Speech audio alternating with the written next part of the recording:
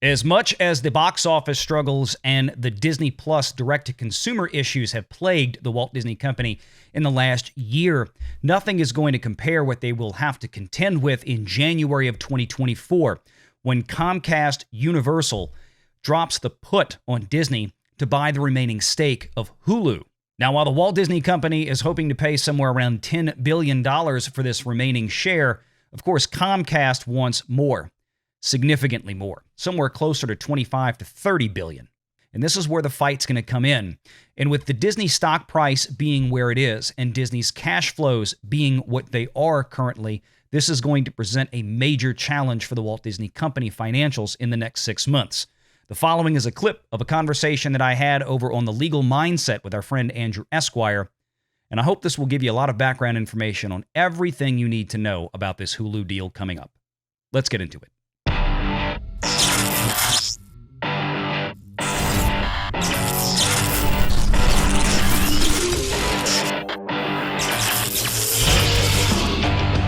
Renegade Online.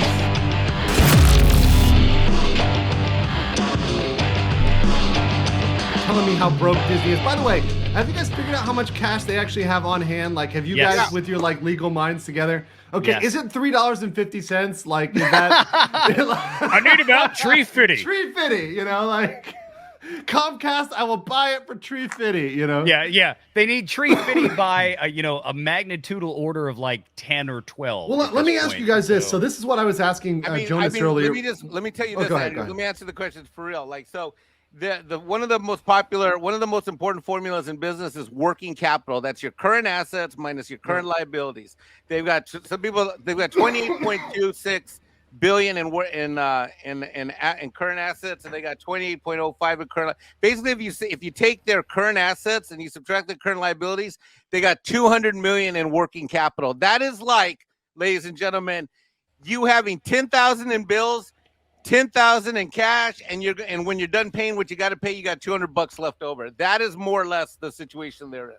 Yeah, and the big thing with Disney too is that the thing that a lot of people out there tend to forget is how much they levered up in the last 5 years, especially with the Fox purchase. I mean, Disney, if you go back to their financial reports from like 2016, 2017, their leverage was in the 20, 30, 40 billion dollar range. Right now, their leverage is double plus that from that Fox purchase. And now, with what we're hearing today, the original agreement was there was a minimum valuation of this Hulu enterprise that would be 27 billion. Well, Comcast is trying to put a valuation on it of closer to like 70 billion. Well, and that's what we were talking about. And the whole point is, my question to you guys is, do you know what happens? I was asked this to Jonas. He didn't really have the answer. And I haven't seen the contracts or understand the option functionality. What happens if they just don't exercise the option by January? Well, who doesn't exercise the option? Like Disney. They just don't. Well, it's duality, right? So at this point, you have Comcast that has the put, because they have the minority share. They've got the 33% stake in this. They can force the put, and then Disney has the call. Now, of course, I don't know the contracts. Of course, those contracts are very private, the specificity of them. Let's assume for a minute, and of course, Andrew, you'll understand this terminology, the right of first refusal. Yes, right. And that's what I thought it was. Like, is it a right of first refusal where essentially if they exercise the option, either side, right? Because both sides can, but the side says, I'm not giving you the money, right? Yeah. Can they just go to the open market, or what's their theoretically? Is it damages? Is it actually they go to court and get damages? I don't know if they could get damages. I think the first stop on this train ride is going to be that, like we've been saying, like I've been saying, like Mike has been saying, Pro has been saying, we've all been talking about this from a financial standpoint, and that is that we have a minimum valuation, right? And that 33% is $9 billion. That's the floor. That is the least amount that Disney contractually would have to pay for the Comcast interest in Hulu. Comcast, of course, is going to want a lot more. Disney's going to want to try to get it down to the floor as much as possible. Disney's been taking stuff off Hulu and devaluing and writing down. So what do you think they're doing? The other problem is they would never do such a thing, Valiant. Yeah, no, not at all. Why would they ever try to devalue Hulu in any way, shape, or form? That makes absolutely no sense. No. But the point here is that this is going to wind up going to court. This is going to wind up going to court. They're going to fight it out. And as Mike can tell you, I have very good friends and clients that are CPAs, like Mike here around I live, and some of them are. Like Mike's a forensic accountant, an auditor. He, does a lot of tax returns. I've got friends that specialize in hello, Renegade Jr. Yes, happy birthday. I know he's going to now start spamming. Everybody came in. Yes. Everybody's saying happy birthday. Just go ahead and say happy birthday. Yeah, Renegade Jr. is really my son. Stealing the show from Dad. He's stealing the show from Dad. Appreciate it. But here's the thing. I've got friends who are valuation experts. So there's like brands of CPAs that specialize in nothing but business valuations. And by the way, this is a thing. This is a actual thing. I know it sounds nerdy as hell, but there are people that specialize in different valuations. We had a lawyer at my law firm that literally his entire job, he was hired out in cases to tell whether other lawyers were charging fair rates. Yes. I'm not kidding. This is an entire job as to whether other lawyers are ripping you off. It's like John Grisham's The Firm. Spoiler, they are ripping you off. Absolutely, 100%. They're not going to be able to agree on a valuation. So it's going to go to court or perhaps to arbitration. Yeah. And then they're going to have to agree to say, okay, we're going to hire somebody to do a valuation on this. Now, the problem is like Disney's auditors are, Mike, correct me if I'm wrong, isn't it Price Waterhouse? I think that's their auditors. I think they announced that. I don't know off the top of my head. I think Disney's auditors are Price Waterhouse. And then whoever Comcast has. So, for example, they can't hire a Price Waterhouse to do the valuation. They're going to have to go conflicted out. Exactly. Yeah. They're going to have to go hire somebody. They may have to go like overseas. They may have to go hire a company. So are they going to hire like Ranjit and Rajapool, incorporated in like Bangalore? Like, what are we talking about here? It could be. They might not be able to hire a domestic firm because both of them probably have relations with most of the major accounting firms in the U.S.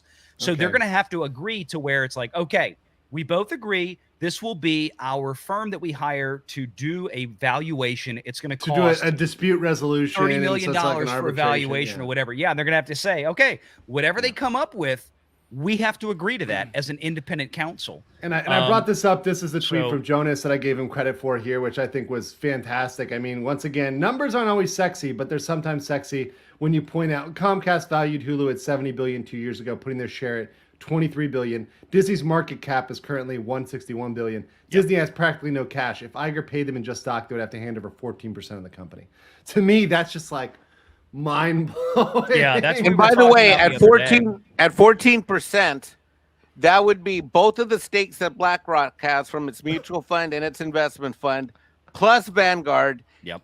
And that means that basically Comcast, Universal, would then be the largest stakeholder, corporate or individual, of anyone. Can you imagine a scenario where you, Andrew, are CEO and your competitor is your competitor in amusement parks, your competitor in content and delivery systems, that your competitor has literally more voting stock than anybody? Now, the other thing that happens is this, is that if they end up buying this thing with stock, then guess what else is going to come with that besides ownership? 2 to 4 board seats, certainly, for sure. Yeah, easy. I mean, I was going to hypothesize it could be 2 to 5, but basically at a no-brainer, it's going to be 2 to 4 I was going to say seats. 3. Yeah, I'm with you on that one. And here's the thing, though, and that's why at the end of the day, the rest of the stockholders, remember, this is going to have to be this is going to be a measure that's going to have to go before the board. And this is probably going to rise to the level of having to go before the stockholders to approve this. And in that sense, I don't think that, I don't think they would allow that much of a purchase in stock. Where there'll be some Disney stock involved in this, almost assuredly. But I think most of this, and this is Disney's biggest problem right now, they're already levered heavily because of the Fox purchase. The Fox purchase was 70 plus million. We're talking about another deal now where if they value Hulu at 70 billion, that means 25, 26 billion is what Disney's going to have to come up with. Disney's going to have to lever up hard even more. That's going to be a big problem. A big problem. And they know that. They know that right now.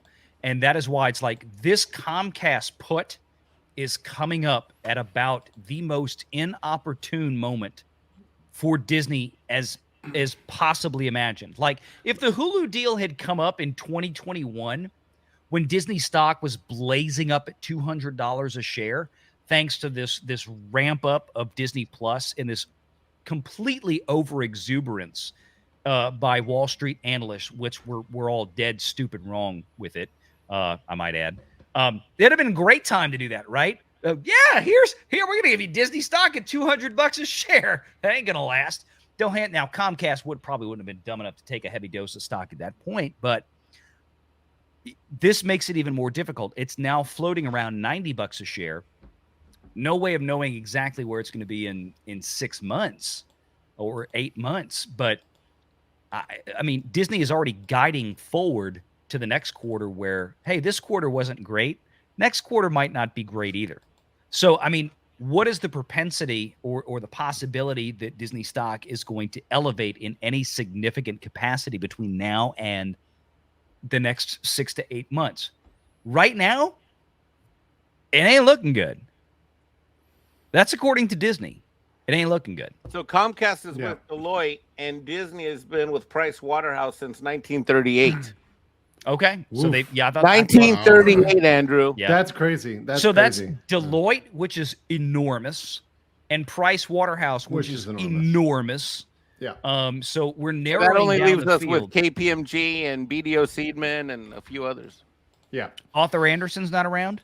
No, they come on.